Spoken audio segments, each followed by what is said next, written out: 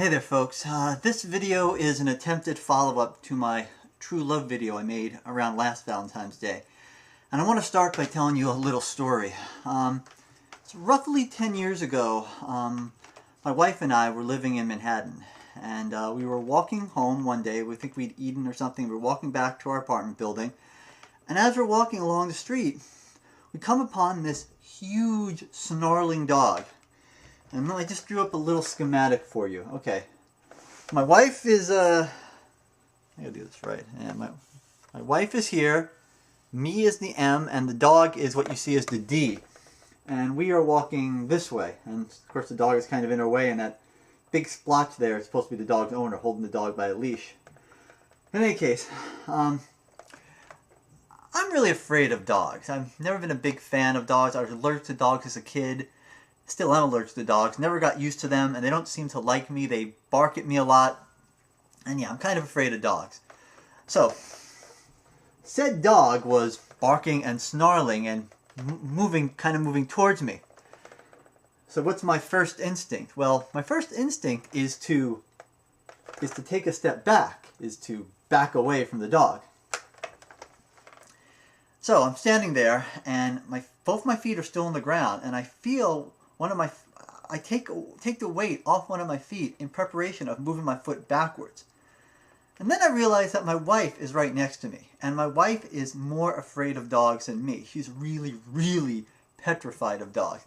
And I think to myself, what kind of husband would I be if I back away from the dog and basically, put my wife in the path of the dog instead? Wouldn't be a very good husband, would I? So instead, I haven't moved my foot yet. I've taken my weight off it, but I grit my teeth, and instead of moving my foot backwards, I move my foot forwards until I'm standing right there. As you see, I'm right in the path of the dog. I put myself between the dog and my wife. And the dog snaps and growls at me, gets within about an inch of my legs, and I'm gritting my teeth, getting ready to be bit. And the owner kind of pulls the dog away, and I don't get bit, and we walk on the rest of our way to our apartment. And my first point is this. It's at that point, even though we'd been married for 3 years by then, it was at that point that I realized that I really loved this woman, because I was willing to get bit by a dog for her. But the more important point is that is not true love. Because I had to think about it.